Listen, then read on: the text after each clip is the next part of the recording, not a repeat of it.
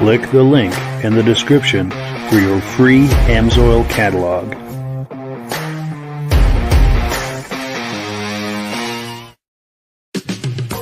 Before we get started, I'd like to give a quick shout out to some of our friends. The Eastern Snowmobile Racing Hall of Fame. Search for them on Facebook. Central Minnesota Pond Racing. Search for them on Facebook. The historic Lancaster Motel for the ultimate Eastern trail riding adventure. Crane's Snowmobile Museum at 172 Main Street in Lancaster, New Hampshire. The Vintage Snowmobile Club of America Quarterly Magazine. The New Hampshire Snowmobile Museum at Bear Brook State Park in Allenstown, New Hampshire. If you decide to advertise with the Vintage Snowmobile Podcast, this could be your advertising message. Good evening and welcome to the podcast. I'm really glad you're here. I have a robust lineup of vintage snowmobile entertainment on tap for you tonight, but before we get into all of that, I want to make sure that everything is working properly.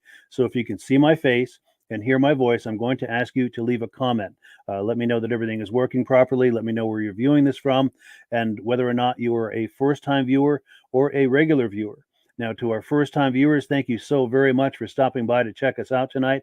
I hope you have a good time with us and decide to join us here each and every Thursday night at 9 p.m. Eastern Time. We simulcast to 8 different places across Facebook and YouTube. So wherever you're viewing this tonight, circle back in 1 week's time, and we'll be here waiting for you. Also, let me check one quick thing here. It looks like we're going out tonight on the Vintage Snowmobile Lovers Facebook page, which I've been having a lot of trouble with that, but it looks right now as though we've got some people watching. So if you're viewing from the Vintage Snowmobile Lovers Facebook page, just type VSL. Send me a comment with VSL, and we've got a ton of comments coming in, so this is encouraging. Let's see. Fred Schneider, first-time viewer from Cape Cod, Massachusetts. Thanks so much, Fred, for coming on. We appreciate that. Hope you have a good time with us tonight. Kathy Gibbard says, great-looking antique machines. This is John Spranger Jr., a good friend of mine from Eland, Wisconsin. He said the trails are still closed. The weather is too warm. And yeah, I don't know why it's doing that, John. I know you were asking before, and I didn't have a chance to answer you about why it says Facebook user instead of your name. But let's be in touch here over the next week, see if we can get that squared away.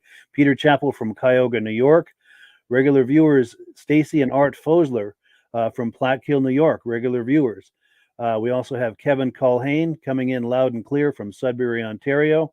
And David from Alaska Railroad is here, says everything's working great. He's a regular viewer. Let's not keep our viewers, our guests waiting any longer. I'm going to bring them on, and we've got 3 guests tonight. Let me bring them on, and then I'm going to talk about what we're doing tonight. Just got to click the right buttons here. And yeah, we've got Josh Leverker in the house.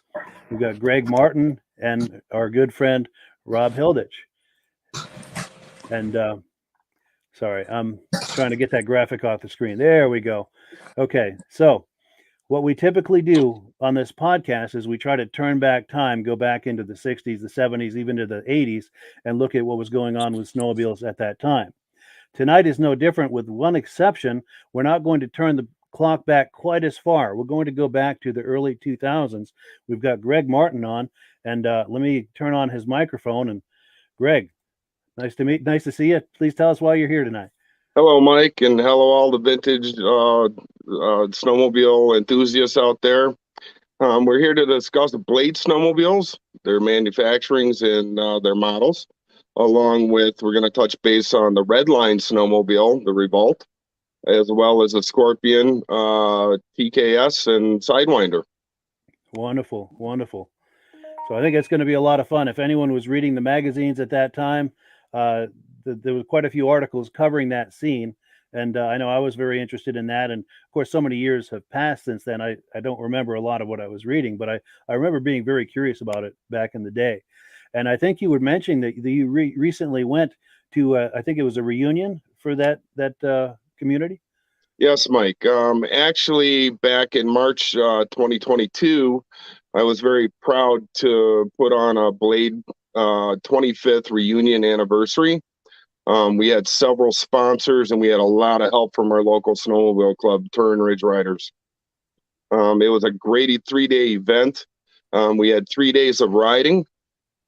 We had approximately 50 people total. With COVID, there were several people that just couldn't make it, but these were guys from all over the country, as far as San Diego, California, all the way up to Evelyn, Minnesota. They came from all over the place.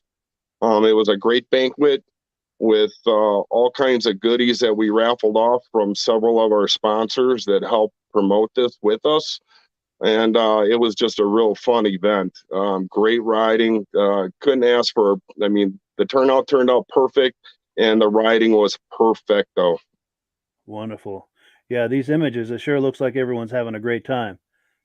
Yes, sir. It was a really good time. We were, during our raffle, we were actually promoting to try to help our Tug Hill grooming, and we were able to donate over $2,000 towards grooming. $2,000. Wonderful. Very cool. Very cool. Well, cool. So let's take a look at our menu for tonight. We're on item number 2. You've got a video clip that you sent me a couple of days ago about a 1999 Blade 7X2. You want to tell us about that? Sure. When Team Fast entered the market several years, everybody knew about the M10 suspensions. From that point, the Carpeck brothers decided to build their own snowmobile at the time, and this was the mid-90s. Everything was real top secret, and every once in a while you'd hear a little spurt here or there through the magazines that something was up. Well, in 1998, late 1998, there was a promotion of the sled being revealed, and this is the first generation Blade. It was all top secret, and you actually had to be a special admittance in order to come in. And it was actually a tent that was set up with security around it. Wow. And yes, they allowed people in one by one, the snowmobile magazines, so on and so forth, to finally see the snowmobile that the Carpeck brothers came up with, the Blade. Wow. The Blade is a very special sled, especially the first generation. There was only 50 of them made. Each one is Roman numerically numbered. So each one, exactly what number you have. Out of the 50, there was 3 long tracks that were built that are known of. I've got 2 of them, and this one is really rather special that I'm going to be showing you tonight. This one actually came out of Montana. It sat in a trailer for many, many years. It was hardly ridden. The past person that owned it had health issues, and I was able to acquire this sled. But this is a very special sled. It's really neat. It's very well built, and the video will tell everybody what it's about. Awesome. Let's take a look at that. Sure. Hello, everyone, and thank you, Mike, for inviting me to the podcast. I'd like to show everyone a very special snowmobile. This is a 1999 Blade 7x2. The model 7x2 stands for 700 Twin. The snowmobile was released in 1999 and a few released in 2000. There was a total of 50 of them produced. Each and every one of them is marked by a Roman numeral and the date that it was built. This one, I believe, is number 43. There was 3 known to be long tracks. This is one of them. This one has a 136 rear skid with Olin shocks. And it also has, I believe it's an 1 3/4 paddle track on it. That is factory. These snowmobiles were built in secrecy and then promoted through the magazine that it was top secret. And they had a unveiling of these snowmobiles that took place at a secret location, and it was a private viewing of the snowmobile back in 1999. The snowmobile was extremely far ahead of its time. I'll show you some of the cool features.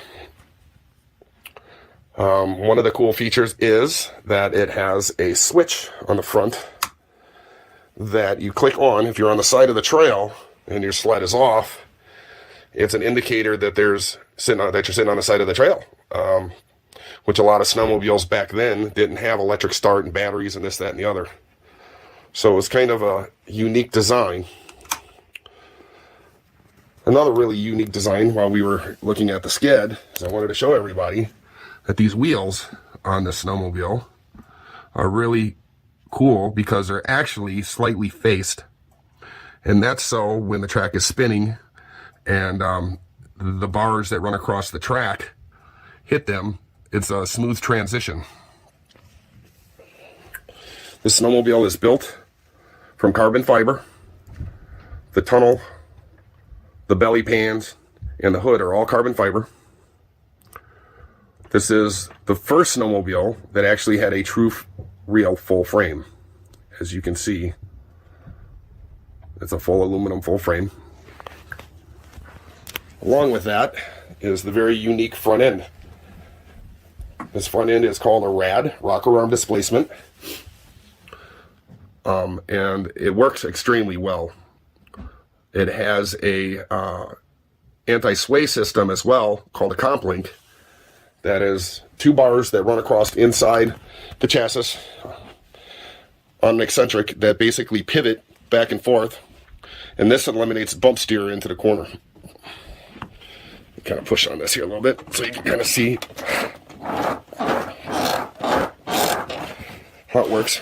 Another unique design is that all the bolts in the front are wired, similar to a race car.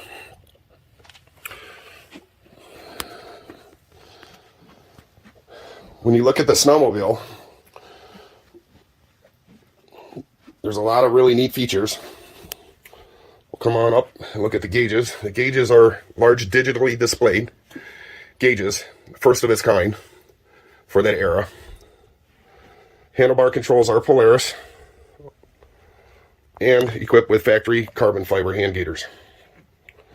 Well, there's a little confusion going on about the M10 suspensions and Polaris. So Polaris and Blade worked out a deal between the two companies that Blade needed engines for these sleds. So in exchange, Team Fast gave them the M10 suspension patent rights in exchange for engines and handlebar controls for these sleds. And that's the only thing would be the same in comparison to Polaris. Otherwise, the chassis are completely their own. Let's pop the hood and take a look underneath. So you can see the hood opens up in a coffin style. Hinges are off to the left. The engines are mounted in reverse. The exhaust pipe facing the driver. Runs along and exits out the front left side. The 7x2s are powered with a Polaris 700 big block non-VES engine with TM40 round slide Mikuni carburetors, and also has a very special air induction system. That's the air box, and that connects up to the hood, and the hood has an air channel that runs up through the hood and pulls air from inside the windshield. This keeps down on the snow dust. The drive system of this snowmobile is very unique and first of its kind to the snowmobile industry. We'll open up this cover here. And as you can see, there is no jack shaft. This has a gear case. So it's gear-to-gear drive system called a true pitch, right from Team Fast. Don't have to worry about any type of chain breakage or gear chain sprocket failure. These are extremely bulletproof and very reliable.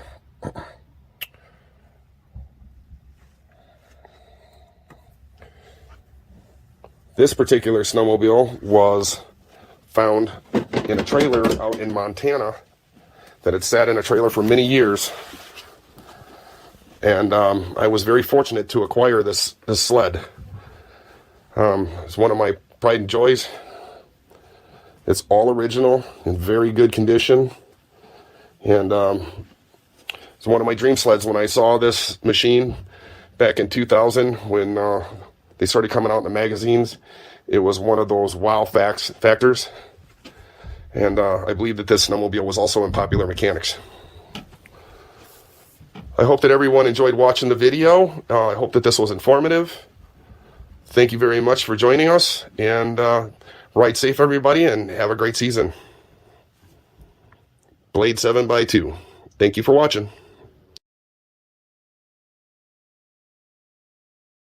Oops, I had my microphone off. I have everyone's microphones off. Yeah, that is an outstanding video, Greg. We really appreciate that. And I'll open it up to Rob and Josh if they have any comments or questions. How did they pick who got them, since you only made a few of them? Must have been a lot of people that wanted to buy them. It's kind of a long story. They're, with only 50 being made, it's, they're hard to come by. And I call this collection the Dream Sled Collection. If you remember back in the day, they had a big article. Actually, I think it was either Snow Tech magazine or it might have been Snowgoer. But they did a big article on the Blade, the Redline, and the Scorpion as well. But yeah, these sleds they're just extremely rare. I was just fortunate to be able to find a couple of them. And as a kid, when you're growing up, and I mean, I wasn't necessarily a kid in 2000 when these sleds were coming about, but it was like, wow, you see your first Corvette. Yeah, it's just one of those things that you dream about getting. Yeah. For sure. Any questions, Josh, or comments? Or No, I've Greg lives just down the valley from me, probably 10 minutes, and I've gone to his place. He's come to my place. I've seen his collection, ridden with him, so I've seen his collection. And I haven't seen the outline. I missed the outline there at the beginning of the podcast, but I'm sure we'll see a lot more of his collection as well as we get into it. But so Jaws, has he let you drive that yet? Not one of those, but he has been on one of my other blades. Yes, he has. Yeah. Oh, has he? We're like I say, we're 10 minutes from each other. We're in the same snowmobile club, so in the wintertime, we see a lot of each other. And same thing in the summer. So he's a car guy as well, and so am I. So we share the same passion in toys. So I'm out in the garage right now and surrounded by my toys. nice. But nope, Cool carry deal. on. Nice. Because I know I had a chance to see those sleds at the VSCA event in June. And I have to say, that's the only time I've ever seen those in person. So that was a real treat to see that. That was a large turnout. Yeah. Yes, sir. For sure. Oh, and we've got a ton of comments coming in here. Let's see. Find my space. Okay, here we go. Whammer Jammer says, nice machine, Greg. We've got Reese Fleury says, good evening to Josh and Rob. We've got Mike Skidmore. He says, I suppose my dream sled as of classics would be a 76 Yamaha SRT or SRX. I'm sorry. I got one. Nice. A 340. Nice. Perfect. Now, here's a comment. The blade must have been quite expensive when new. Any idea of what the price would have been when they were new? Yes. The first generation blade, meaning the 1999 through 2000, their MSRP was right around 17,000. But when I was a dealer in 2003, our dealer, I had an HPO actually in my showroom floor, which was one of the models of the blade. That's their high performance 800. That sled MSRP was $27,000. So they were big money back then. Yes, they were. Wow. And the nice thing about it, even though they're no longer in production, at least there's, I would imagine, a high level of collectible interest and demand for those. Absolutely. And actually, Blade, my friends at Blade, David, Gerard, and Randy, they actually will build Blade snowmobiles special order. So if anybody is interested, definitely reach out to them. They will build you one special order. Wonderful. We've got a few more comments coming in. We've got Peter Chappell. Rich Daly of Dynaport had one and sold one. Cool deal. And then Dominic Anthony Kane says hello from Michigan. Nice to see you, Dominic. He's a regular viewer. He's been on since pretty close to the beginning, I think. Mike Skidmore says, did anyone race a blade in cross-country races when they were new?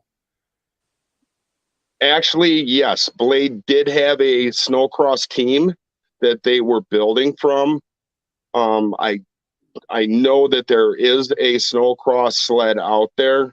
But I do not know where it is, that one anyways. And I don't think it really went any further because of the living of the company themselves before they closed, unfortunately. But I know that, those guys, I mean, they're, up in Eveleth, Minnesota, northern Wisconsin, they're up there and, they're involved in everything. So, but I do know that it was in the plans for that. Yes. Cool. So we've got one more comment, and then we're going to move on to the next item on the menu here. Mike Skidmore says the blade cost as much as a top of line Harley. Yeah, for sure. Yes, they did. When it comes to exclusivity, it's hard to find something more exclusive than that. Exactly. But, cool. So let's see. We are on item number 3. We've got a quick announcement to make. We're going to switch topics here and start talking about Amsoil for a moment. Let me put Rob full screen here. And just got to click the right button. Here we go. Yeah, go ahead, Rob. It's the Amsoil time of the week. What do we got up this week for promotion? Let me pop it on the screen here. Oh, anybody buys $75 worth of Amsoil? Amsoil's going to give them 3 shock rags and 3 of the funnels. Every month, Amsoil has a promotion thing.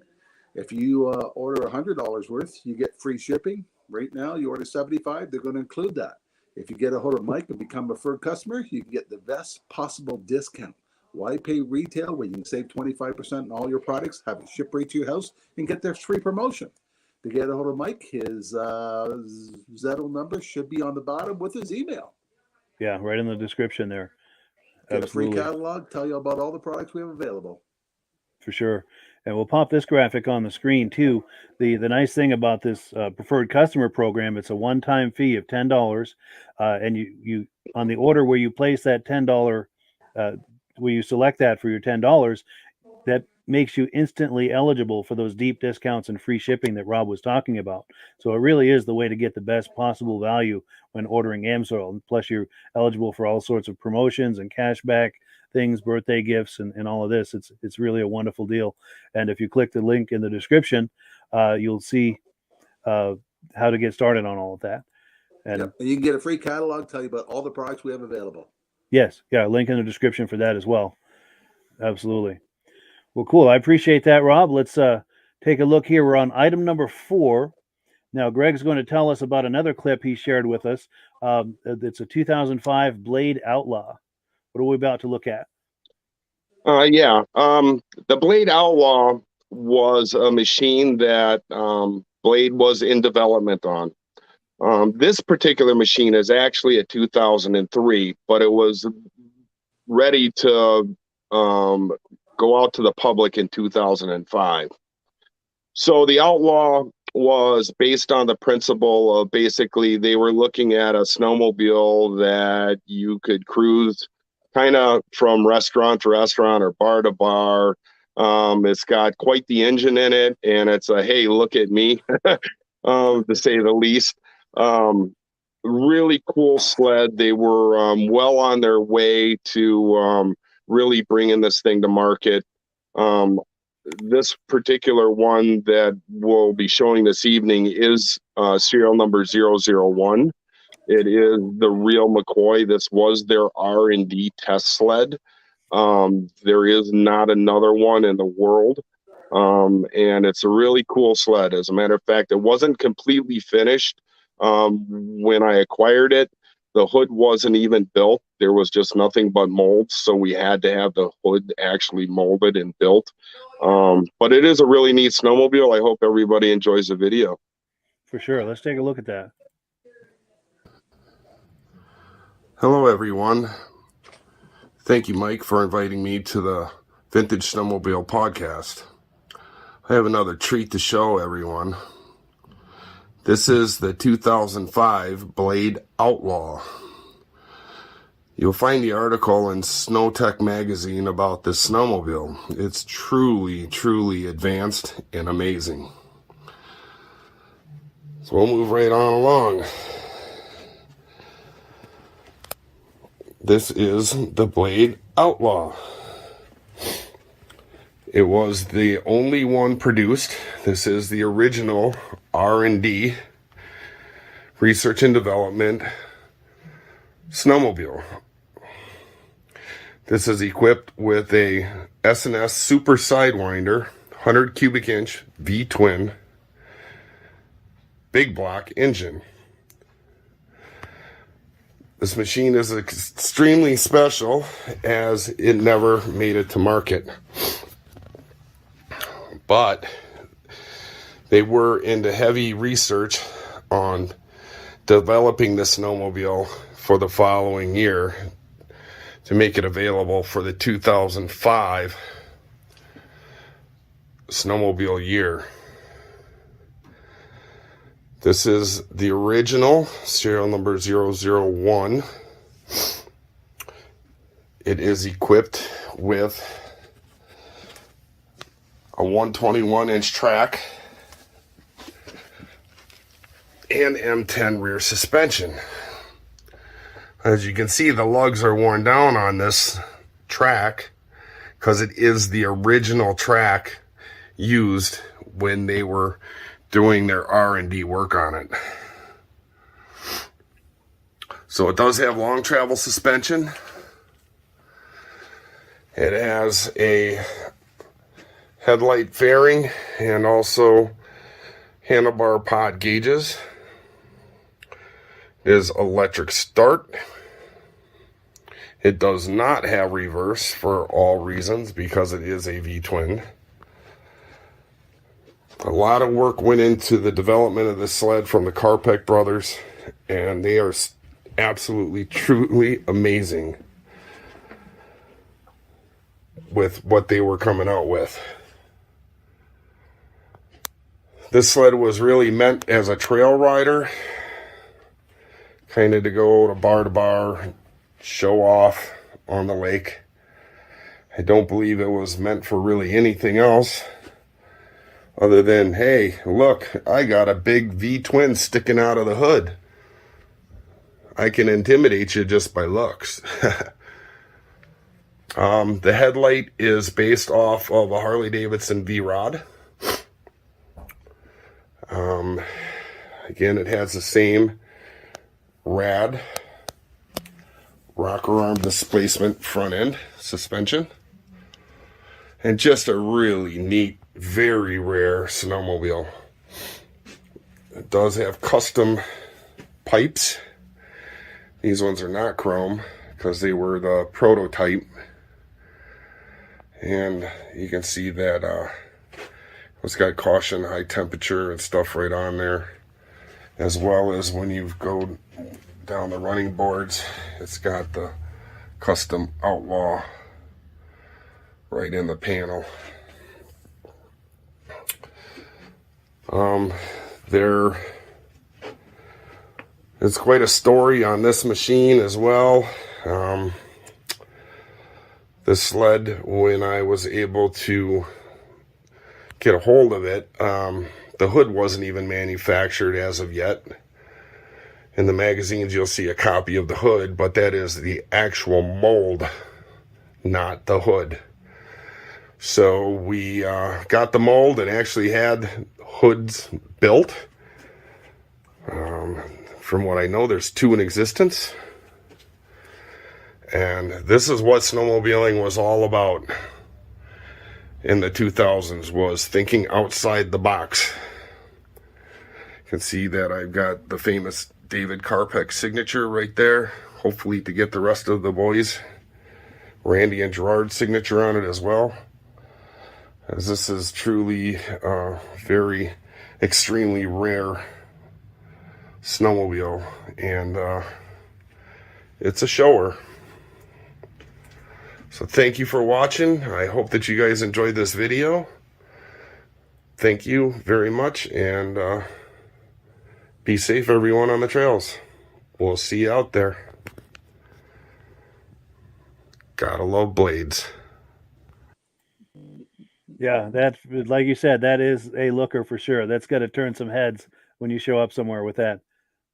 What a cool looking machine. So how does it sound when you start it? It's actually really silent. And that was all part of the R&D research on it. At those days, the EPA was coming down hard on pipes and the manufacturers to quieten them up.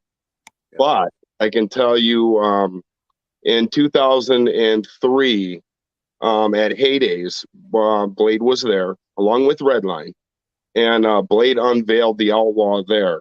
At the time when they were doing that, I was kind of part of the posse there with all the Blade guys.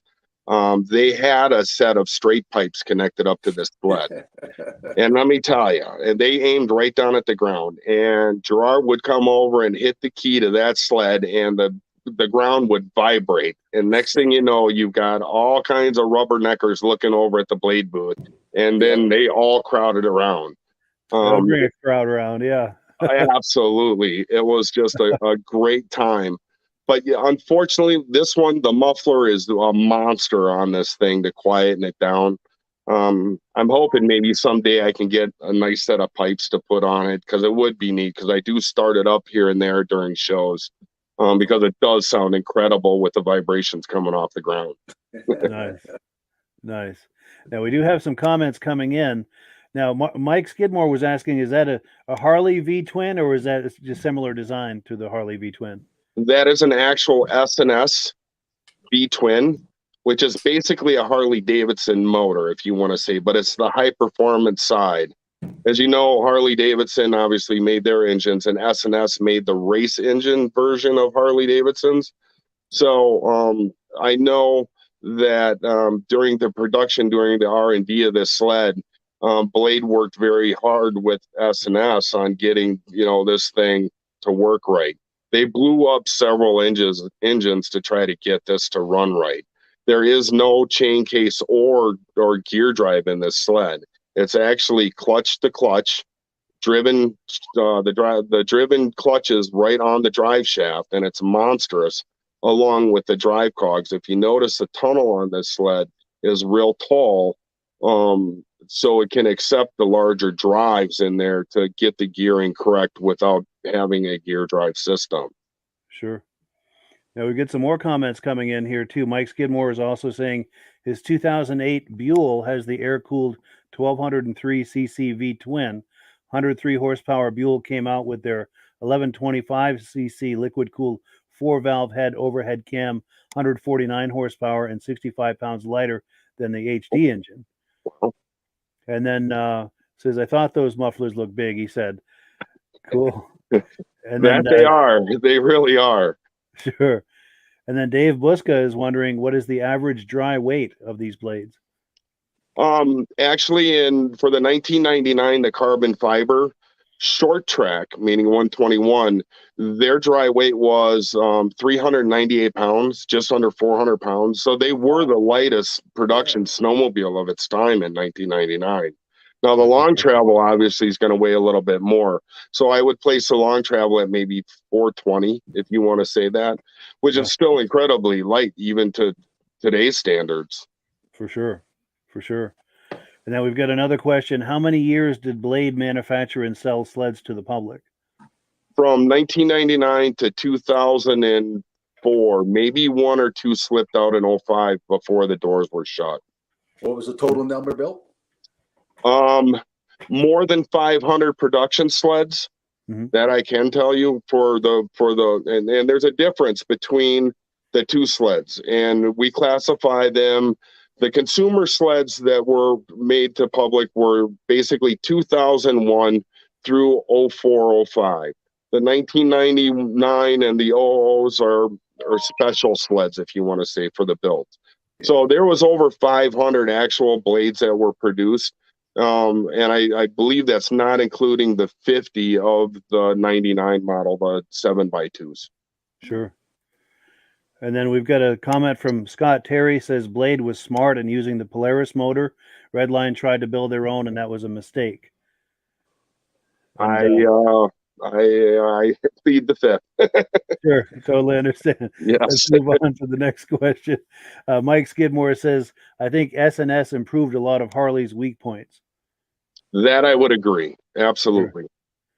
And then one final comment from Mike. He says his Buell is very quiet. The muffler has a servo that opens up when wide open. Well, that would be a neat feature. And again, that, stuff like this, you could only imagine where these companies could have gone, from the day that they opened their doors. I mean, till today. Who knows what a Blade would actually look like, or a Redline, or even a Scorpion, if the manufacturers would have kept going with their ideas. I mean, each one of these, more they're advanced right now.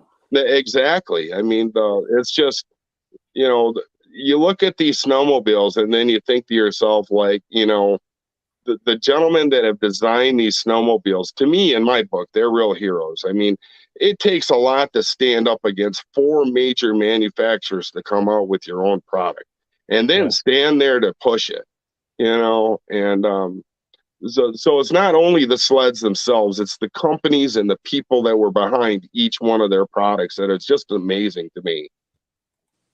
Yeah, for sure. Now, before we switch gears on to the next sled, did you have any comments, Josh, before we move on? Or No, I mean, I'll just agree with Greg there. You had the 4 main manufacturers, Polaris, Yamaha, Skidoo, and Cat. And the Carpex, Mouse was a wrench for Brad Hewlings in the late 70s, early 80s. And when Brad won the world championship and pretty much won every race in 81, I mean, Mouse was his head wrench. And then to go in and his brother Gerard doing the cross country racing on the RBs, if I'm correct, right, Greg? Yep.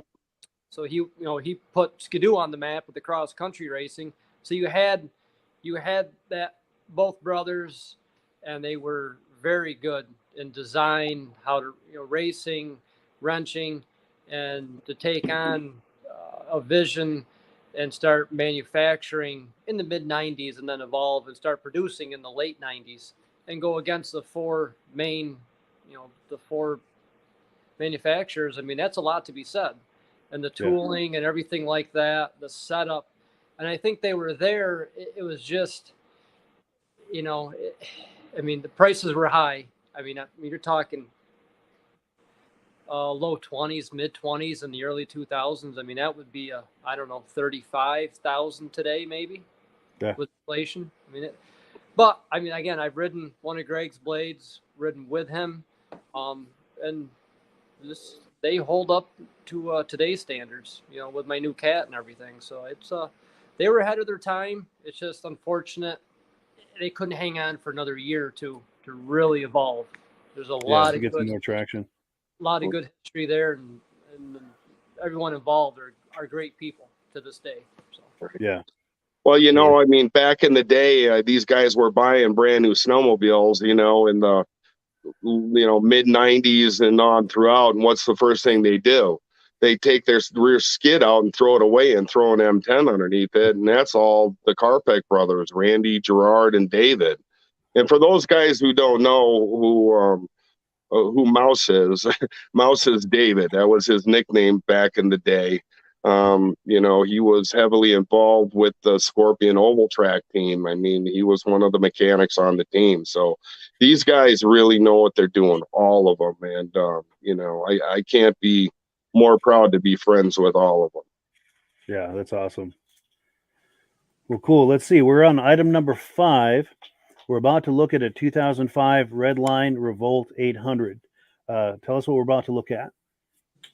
Yes, sir. Okay. Well, folks, this is a 2005 Redline Revolt. This particular machine was purchased and was actually sent to a dealer, and it was actually purchased. Now, the Redlines, there'd been a lot of controversy as far as how many were actually made. Well, to today, I can verify that there were 58 snowmobiles that have a serial number that were produced.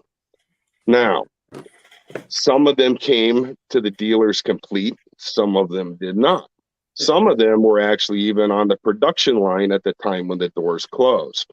So, on that note, this is one of the actual productions. This is number 55 out of the 58. And there's just a long story with Redline. There was some that was recently found in Alaska that had been sitting up there for many years that were recently shipped down to the lower 48. There's been a big vat of parts inventory that had been recently been found as well. Along with the known 58 serial numbered sleds, there was several prototypes. And the prototype was a Redline Revolt as well, but we called them side shockers, okay? The count is still on those. I know for my own personal that there are at least 4, maybe 5. And then on top of that, there is another one, a Redline, that is called an SX802 that was the snowcross version of the Redline lineup. Now, the SX802, there was only 3 of them ever produced out of the lineup. So on that note, basically, we're going to be looking at one of the production sleds. And the prototypes and even the race sled, there are differences between the two, but we'll be looking at the consumer model. Perfect. Yeah, let's take a look.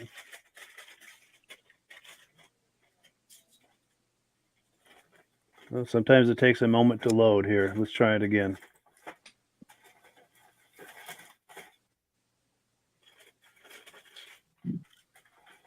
Sorry about that. No problem, Mike. There we go. Hello, and thank you for the invitation to the Vintage Snowmobile Podcast. I'd like to introduce everybody to the up-and-coming new collector sleds, if you want to say. This is a 2005 Redline Revolt. This is number 55 of the 58 that were known to be built and make it out of the factory. This is a rather unique design. It was built off of the design of desert racing cars with the tubular frame. If you look at the suspension here, it's a very long travel that is extremely heavy duty, and it is equipped with Walker Evans racing shocks. It's very heavy duty, and they really were thinking ahead on durability when it comes to suspension on this machine. So we take a walk forward. You can see that the engine is placed in reverse with the exhaust going out the back. This has an upper and lower fuel tank, along with 44 millimeter Mikuni carburetors. I have the airbox off right now just so you can take a better gander of how this sled is put together. As you can see, it has Walker Evans long travel front shocks as well. And the A-arms are built tough. So you walk around the front of the sled, come over to the very unique design drive system on these snowmobiles. This has a Comet 4-ramp clutch, along with a Team G secondary clutch. And if you look right down in here, you can see that there is a coupler that separates the engine from the clutches to isolate vibrations from the clutches and the motor, and to keep the clutches in line at all time. Well, this has a drive case on it, which is a gear drive. So basically it has the driven shaft that goes into the case that goes down to a gear that connects to the main drive shaft that spins everything. This sled was in development and to come to market and really take the show. But unfortunately, the company ended up closing in 2005. As you can see, the long travel on this side, it's huge. My stand can barely hold it up. Also, which was a really neat feature, was the Pisani dual exhaust that came out the back. And this particular sled is equipped with what we call the iClaps rear taillight assembly. These sleds were, again, very unique. Factory risers on the handlebars. It's got their own handlebar controls. As you can see, these came factory this way. Let me put the hood down so you guys can check out the gauges that are on this sled that are very unique as well. These are Redline gauges specifically for the sled. This sled is pretty special in my collection as it being number 55. You can see there's a signature there on the hood, and that is a signature from the CEO of Redline. And he signed it for me, and makes it a little bit more special. But this is it. Very cool snowmobile, state-of-the-art, way ahead of its time. And boy, there's many of us that wish that this sled could have continued on. Just to let you guys know that I do have the inventory that was left over from the factory. And I will be putting several of these sleds together. They are prototypes. A couple of them are production frames, and could possibly be available in the future. There's a long story that goes with these sleds, and they're just a very neat, beautiful machine. Still had a lot of R&D needed to be done before the actual release to the consumer. But unfortunately, the company just couldn't get it done. So thank you for watching, and yeah, you guys have a great and safe winter, and maybe we'll see you on the trails. Thank you. Bye. Yeah, very, very cool. I'd love to see you on the trail with that, Greg. I'd love to see myself on the trail with that, to be honest with you. That thing is so advanced for it. What was the 205, that one? No, that one is the Redline Revolt. What year is that? Oh, Oh, it was in 2005. Yes. 2000. So Yep. much more advanced than all the other machines back in 2005. It Yeah, for sure sure. is. It sure is. They still had a long ways to go on that sled. I mean, they really did. And it's just unfortunate that, I think at that time, 9/11 had happened, and just there's so much going on in the world at the time that really hurt all these companies. But yeah, I think that the Redline is really a favorite to many, because they were just so far in advance. I mean, they were, like, the Lamborghini, if you want to say, of snowmobiles, just with their looks and their design, and the way that they definitely present themselves. Yeah, that's one company that I really would have loved to see what, 2024 or 2025 Redline would look like today. I mean, that would have been crazy. For sure. Yeah. Now we've got someone asking who made the 800 engine on the Redline. Okay, the engine, and I knew that we were probably going to get to this. The engine itself is a Redline design by Redline. Weber Manufacturing actually started the layout and started producing all the prototype motors. Then the contract was sent over to McPherson. McPherson was the actual manufacturer for the production engines. So there's a cross between the two. If you look at an earlier Redline side shocker, which is those engines actually were a dark gray in color, and they had a little bit more distinctive change in porting, where the production models are all silver engines, just like shown in the picture. And they were still smoothing out the rough edges even on that engine.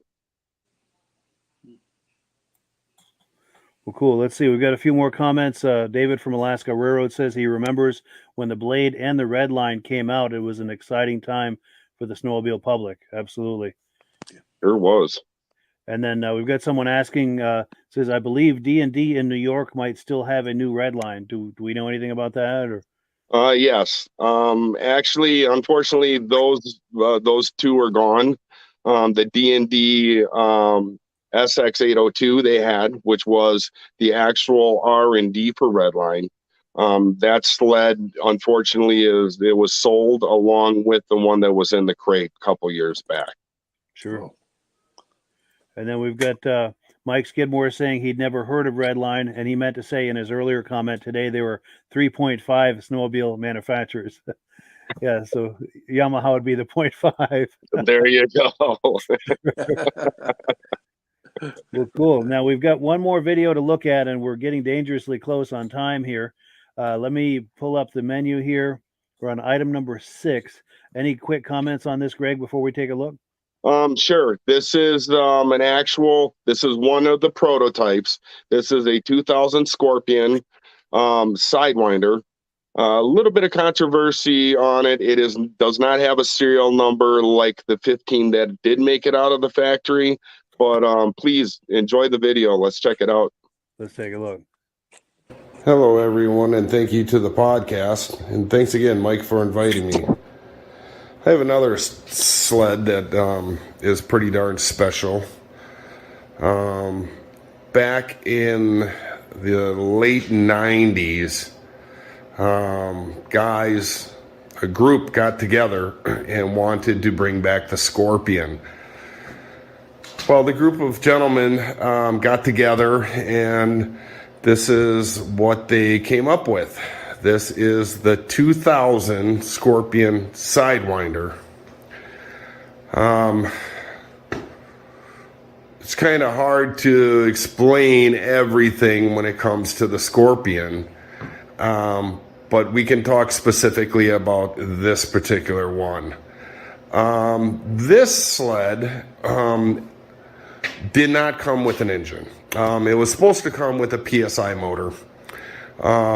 Unfortunately, this one, only the chassis made it out.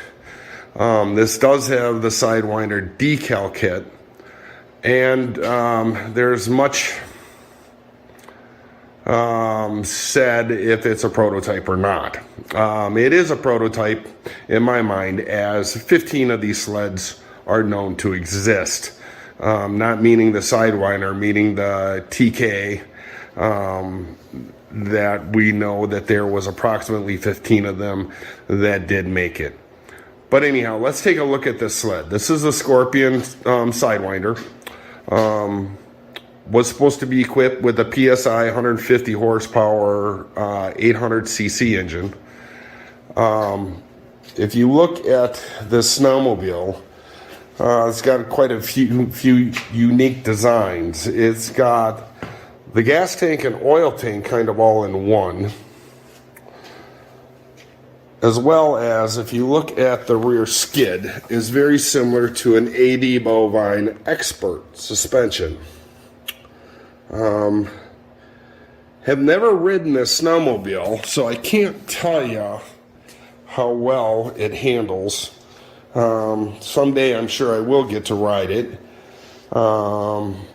It does have a very unique front suspension on it. If you look here, you don't see any shocks or springs or anything. Well, this is a torsion bar front end, and we can take a look and open up the hood. These sleds came with Digitron gauges. This particular one I'm still working on, trying to gather up stuff for it. But this sled is equipped with a Polaris 800 engine. As you can see, it's got Polaris clutches, primary clutch, but it has its own special PSI. Actually, it's a Comet driven clutch on this. Pop this open, and this was a direct drive system, so there is no chain case. That's mounted directly to the drive shaft. As you can see, very unique. And then we'll take a look at this front suspension. This is a torsion bar front suspension, so the shocks are on the inside, and it has pivoting arms in there that actually rocker back and forth and squeeze the shocks. Thus, you're having your suspension travel. Now, the torsion arms are fully adjustable, so you can actually raise and lower the front end by these rods. And the idea is so if somebody wanted to drag race one of these sleds and lay it down low, it was pretty easily accomplished. This is another one of those sleds that are extremely rare. And it just didn't make it to market. Another very long story in history with these. It's really sad that this couldn't have happened. Another quick shot of the rear skid on it. You can see the rear suspension, how it is very similar to an Expert AD Bovine kit. But these are very neat, highly collectible, and unique in their own design. Oops, sorry about showing the old skedaddler. I'm into those too. But yeah, these are really neat snowmobiles, and I hope you guys enjoyed this little walk around of the 2000 Scorpion, powered by PSI Genesis. That is SRP, Scorpion Recreational Products, was bringing this to market. Thank you for your time. Have a good one, everybody. Very cool.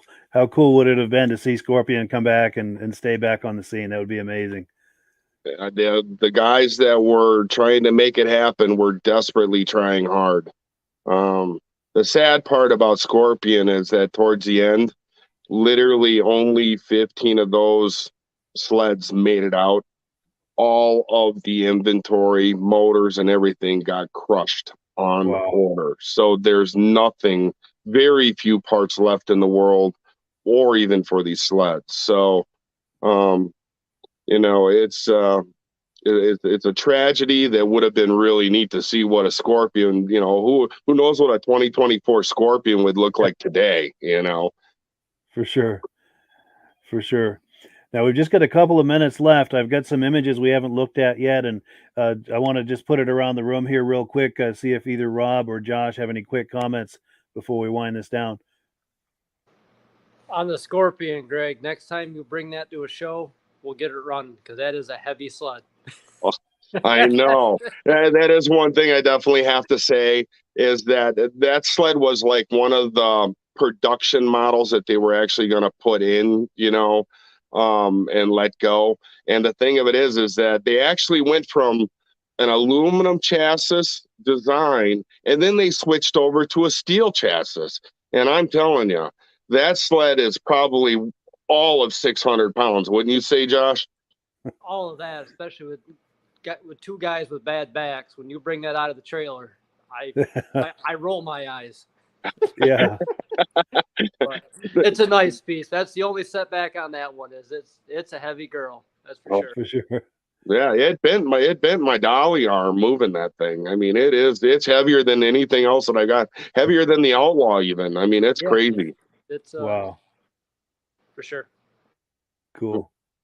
I'm sorry, Rob, I didn't catch none of that. You got his mic off? No, I think we've got a difficult connection. Oh. Yeah, I think we've got a bad connection with you, Rob. But can't hear you, Rob. Yeah, that's a bummer. But I'm going to put up a couple of last images. This is an image we didn't look at when we were talking about your reunion that you had. And it might be on my end too, because everything I'm clicking has a delay on it. I'm clicking on this image. There we go. Okay. So this is a bonfire that you guys had at that reunion event, which is very cool. Yeah, this was the last night of the reunion. We had a bonfire and cookout. It was a ride-in, and David Karpek was there, Ken Harley was there, and a lot of great friends that came to attend. I can't say enough for everybody, all the sponsors and the Touring Ridge Riders, our club, and everybody that helped put this on. I mean, it was really a fun time. Everybody really enjoyed it. Nice. And then I wanted to pop these images. I know you have some parts available. Do you want to talk these up real quick before we wind it down? Sure. Just to let the viewers know, I do obtain the rest of the Redline inventory in the world, and I will be able to be putting brand new sleds together. Now, to let everybody know that every nut, bolt, screw, and everything all came from Redline.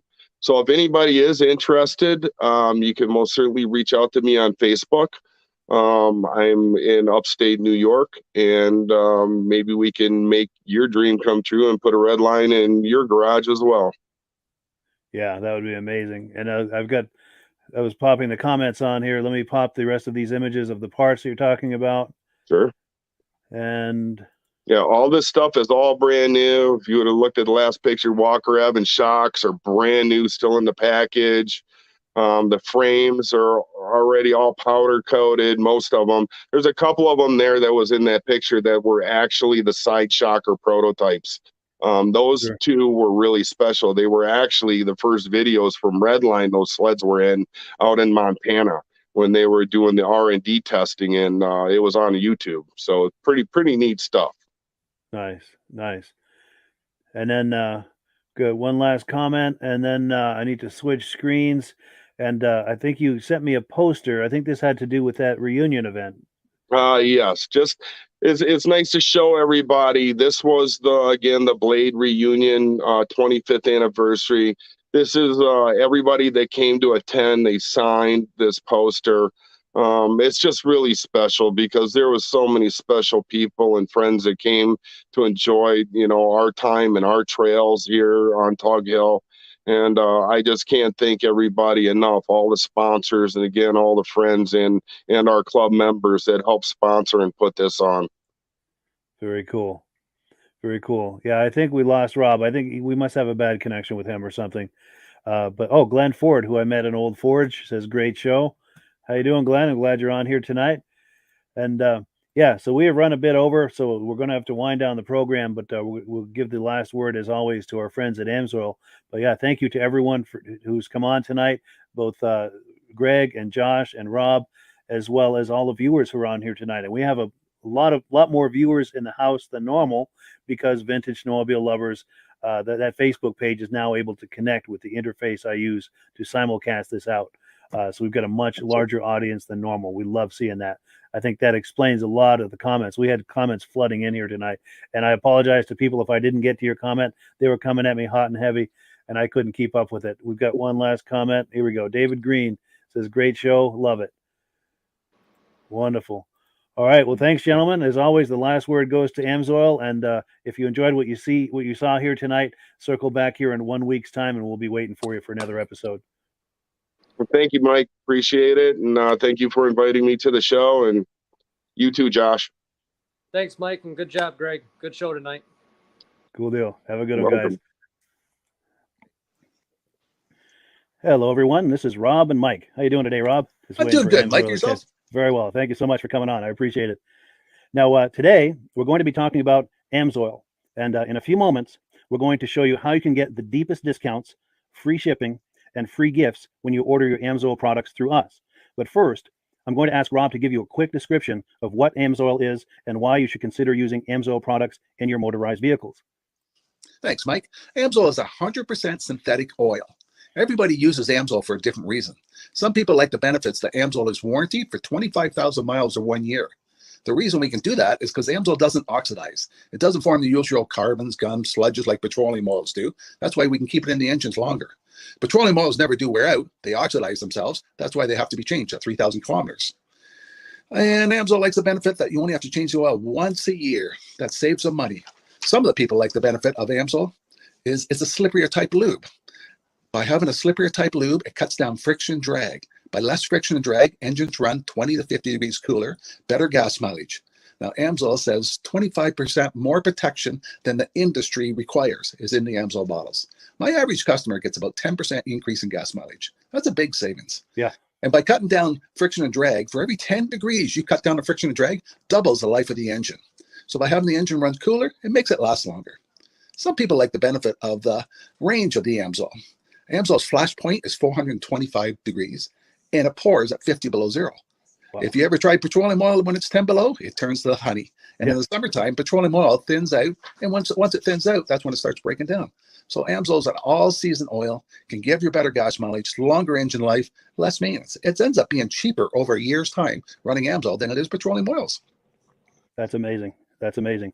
And Amsoil is available for pretty much any motorized vehicle, anything from lawn equipment, cars, trucks, boats, ATVs, motorcycles, snowmobiles. Yep. And a lot of people phone me up and say, well, what's the benefit of our gear lube? Exactly what I told you about the engine oil. It pours in cold weather, it runs cooler, makes the equipment last longer. And they say, well, what's the benefit of the small engine? Same thing. Makes the engine run cooler, last longer, better performance. So it saves on all the applications that Amsoil has available. Wonderful, wonderful. So yeah, let's talk now. Hopefully this has convinced people to think about maybe joining us in the Amsoil experience. Let's talk about some of the discounts and free shipping and how that all happens. I'm going to pop a graphic on the screen. And yeah, by all means, if you want to talk people through how this preferred customer program works. Amsoil has a number of different programs. One of our main ones is a catalog customer, where somebody can order directly out of our catalog. If they order out of the catalog, they order $100 worth, Amsoil will ship it right to their house. But our best program is our preferred customer. For only $10 for 6 months, you become a preferred customer, you save 25% on all the product. You order $100 worth, they're going to give you free shipping. You don't have to order a whole case. You can mix and match. Say you want 4 bottles of small engine, 7 bottles of 5W30, and a couple of gear loops. You can mix and match. You can order 1 bottle at a time if you want. There's no minimums, no maximums. By being a preferred customer, you save over 25% on all the products you're going to buy. Amsoil sends you extra gifts, a $5 gift certificate on your birthday, $5 when you renew your account and stuff like that. So it's a good way to save on some of the products you want to buy. For sure. Yeah, it's an incredible value. And this is the deepest level of discount that anyone can get when ordering Amsoil. Is that correct? It is. Wonderful. So let's take people through the step-by-step experience of placing an Amsoil order. Then that would include signing up for the preferred customer preferred customer program, so they can receive those deepest levels of discount. So let's go to the website. This is what the website's going to look like. These are some screenshots. Once you go to amsoil.com, there's a link in the description, or you can just type that into a browser, amsoil.com. This is the page you land on. At the upper corner of the page there, you see how I've circled in red. That is the link to click, the Join Now link. That will take you to the Preferred Customer Program page, where you can take advantage of all of these discounts and free shipping and everything that we've just been talking about. This is what that page looks like. In the lower right, you're going to click Join Now. This will pop up. You select the duration you'd like, whether it's 6 months or 12 months, and click Add to Cart. Now, once this pop-up goes away, you'll be back on the main page. And the upper left, you'll see where I've got that red arrow. It says Shop. Now you can start shopping for products, and on your very first order, you're going to get these discounts and the free shipping as long as it's over $100. You'll get all of these benefits right away. So once you click Shop, it's going to take you to the product page. There's different types of oils, lubricants, so on and so forth. For the benefit of this exercise we're doing now, I'm just going to click motor oil. It shows different types of motor oil. Let's click gasoline. Now this takes us to an item. It's their synthetic motor oil. And you can see the item there, and there's choices for different viscosities. But take a look at the price. Let's take a closer look. Let's zoom in. But if you've joined the preferred customer program first, you're going to automatically get the deepest levels of discount. That's what we're looking at here. You're saving $3.80 on that quart of oil. Instead of paying $16.29, you're now paying $12.49 for that quart of oil. That is the deepest level of discount you can possibly get. And then you just add the quantity that you'd like. You select any other items that you're thinking about, add them to the cart. And once you click Add to Cart for the final time, you're going to see this come up at the top of the screen. It's going to show your items and your the total that you're at so far. Pardon me. And then you just click View Cart in the upper right, and that'll take you to your cart. Take a close look here at the upper right. That blue box shows that you're getting free shipping. You're eligible for free shipping on this order because it's over $100. That little yellow box shows that you've got the preferred customer membership on your order that gives you the deepest levels of discounts for the next 6 to 12 months. And then below that, you've got the items that have been selected. For the exercise here, I selected 9 quarts of this signature series, but that brings us up over $100 for the free shipping. We're saving $34.20. And if you're ready to finish, you click Checkout Now, and that takes you to this screen here. If you haven't signed up with an AMSOIL account at this point, just click in the lower right to create an account, create a new account. It's going to ask you for some basic information, name and those types of things. Now let's take a closer look. You'll see this gray shaded box. This is a very important box. This is going to ask you if someone has referred you to AMSOIL. And if so, please enter my name. My name is Mike LaPierre. It's spelled right there on the screen for the correct spelling. And also the referral number, 304-555-94. That's how you make sure that Rob and I get credit for this. Now, in the interest of full disclosure, I have signed up for AMSOIL under Rob. So when you order using this referral number, Rob and I both benefit. So if you enjoy these podcasts that we're doing, this is a wonderful way to support the podcast, because when you order using this referral number, Rob and I both benefit. And the commissions I make go directly toward offsetting the cost of doing these podcasts. So I thank you in advance for that, for using my referral number. I very much appreciate it. And once you've done that, you just go into the next screen to enter your payment information, and you're done. Now, once you've placed your order that's over $100, and that order includes your AMSOIL preferred customer program, you are now eligible to get a free DVD from myself. Now, this is going to be either a muscle car DVD or a vintage snowmobile DVD. Use the email address on the screen, wkspodcasts@gmail.com. Send me an email. Let me know which DVD you would like me to send you, the muscle car or the vintage snowmobile DVD, and I'll get that right out to you. As you're typing in that email, in the subject line, be sure and type in capital letters "free DVD requests" so it stands out as I'm checking my email, and we'll get that right out to you. So I guess the last thing, Rob, that we wanted to talk about is if someone is considering AMSOIL as a business opportunity. Yes. If anybody has a retail or a commercial account and they would like to buy directly from AMSOIL, just send Mike a line. He'll show you how to set up, and you can buy directly from AMSOIL. But if you are interested in starting your own part-time business, a part-time business that can grow into a full-time income, Mike and I will show you the AMSOIL marketing plan. AMSOIL has a large selection of products that cover almost every application. So it doesn't matter if you're into snowmobile, boating, or ATVing, or hot rods. We have an oil for every application. It's a fun type business. I really enjoy doing. Where else can I go and have fun and make money doing it? And Mike and I are here to help you all the way along. If you need any help on how to promote or to find new accounts, we're here to help you. For sure. So when you sign up under that number, this 304-555-94, you're getting Rob and I as a team. Now, Rob has been doing AMSOIL for 40 years. Can you believe that? 40 years. So he knows every aspect of this business, and he knows all of the ins and outs of the products. So he'll be able to help you with any kind of product questions or any kind of questions to show you the different business models that you can do with AMSOIL. And then the other thing that you get when you sign up under me is I've got a strong background in social media. So if you need some coaching on how to generate AMSOIL leads using Facebook and YouTube, I'm happy to coach you with that when you sign up under Rob and I. You get both of us as a team to help you, to coach you, to support you, whatever you need to get you off and running with this business and having fun with it. Like Rob said, it's an enormous amount of fun. If you're like Rob and I and you enjoy going to any kind of boat shows, car shows, motorcycle shows, snowmobile shows, anything with a motor, you like going to those shows, those events, those races, this is a great way to turn that into a income opportunity for you. Yes, yes. And just by wearing my Amsoil hat at one of these events, people come up and ask me about Amsoil.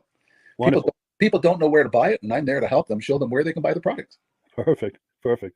Well, cool. Well, this is great. Any final thoughts, Rob, before we wrap it up?